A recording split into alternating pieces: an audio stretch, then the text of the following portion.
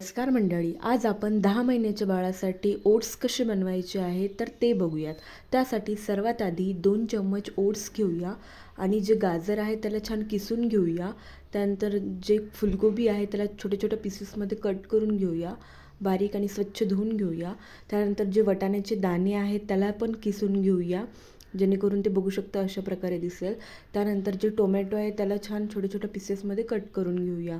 आणि त्यानंतर सर्वात आधी स्टीलचे भांडे गॅसवर ठेवूया आणि त्यानंतर त्यामध्ये थोडंसं तूप टाकूया. तूप गरम झाल्यावर त्यामध्ये थोडंसं चवीनुसार जिरं टाकूया आणि त्यानंतर त्यामध्ये फुलगोबी, वाटाणे आणि जे पण आपले कॅरेट आणि टोमॅटो असतील तर ते त्यामध्ये ॲड करूया step by step. And then continuously त्याला असं छान फिरवून घेऊया, थोडंसं शिजू देऊया. हे जे व्हेजिटेबल्स असतात हे छान असे शिजले की छान टेस्टी लागतात. ते थोडेसे झाले की त्यानंतर त्यामध्ये जे ओट्स आहेत ते ओट्स टाकूया आणि त्यानंतर परत त्याला फिरवून घेऊया आणि त्यानंतर त्यामध्ये पाणी टाकूया, गरम पाणी. आणि बघू शकता अशा प्रकारे थोडंसं ते भिजवल्यासारखं होईल आणि त्यानंतर लो फ्लेमवर कुक करायचं आहे आणि त्यानंतर कंटिन्युअसली फिरवत राहायचं आहे. बघू शकता खूप छान प्रकारे शिजतं, ते छान शिजल्या गेलं आहे.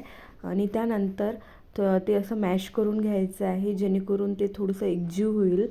छान कंटिन्युअसली त्याला असं मॅश केलं तर छान मॅश केलं जाईल. त्यानंतर ते स्टीलच्या वाटीमध्ये काढून घ्यायचं आहे आणि त्यानंतर छान असं गरमागरम आपल्या बेबीला सर्व करायचं आहे. हे खूप हेल्दी आणि टेस्टी रेसिपी आहे. आवडली असेल तर नक्की ट्राय करा. 10 महिन्याच्या पुढील बाळाला तुम्ही ही रेसिपी देऊ शकता. जेव्हा तुम्हाला लंचमध्ये द्यायचं असेल तर लंचमध्ये किंवा डिनरमध्येही देऊ शकता. जर व्हिडिओ आवडला असेल तर प्लीज फॉलो करा. थँक्यू.